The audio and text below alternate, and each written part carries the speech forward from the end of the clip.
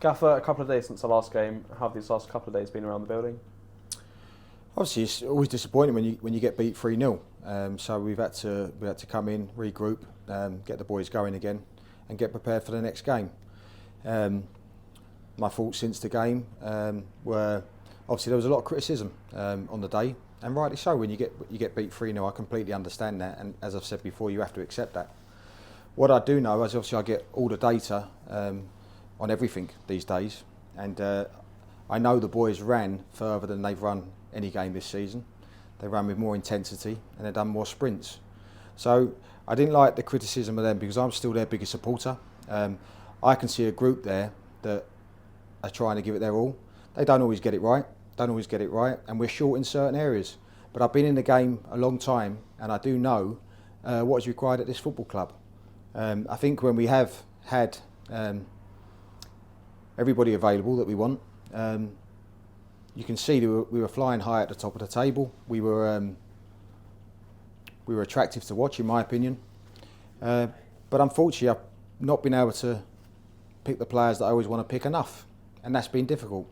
So I am asking for patience from people because the lads are giving it their all. As I say, I can't publish the data, but if I could show you all, I would. The lads are giving it their all, so stay behind them. If people want to give me stick, that's fine. That's fine. I'm big enough to take it. Right? I've been in the game a long, long time. I've had criticism all my career as a player, a coach, and as a head coach. But I do know what I'm doing, and I think I've shown that at the start of the season. Obviously, we've got to now look forward to the next part of the season, where I do believe January's coming up, and we'll get the boys some help. And if we do that, we'll start seeing a team that is more like a Barrow team once more. I suppose one of the big players to come out of Salford as well, losing Keane Spence so late in the game as well through a head injury. Yeah, well, look, just on the injury front, I'll give you an update. Noel Canavan's back on the grass. He might be fit for some of the games over Christmas. We'll have to wait and see. Obviously lost Keane to a concussion, which means he will be out of the Tranmere game. Dean Campbell is going to be out for probably at least another 3 weeks. We lost Chris Popoff in the game, coming on as substitute, and obviously Sam Barnes is still not available. That leaves me currently with 2 central midfielders to choose from. One of them's 38, Sam's done absolutely great for me, but he's going to be asked. There's a lot going to be asked of him over this period. I've only got 2 centre halves available at the moment as well, and I have to be honest, they're still touch and go because of the game at the weekend, or the game whenever what day it was.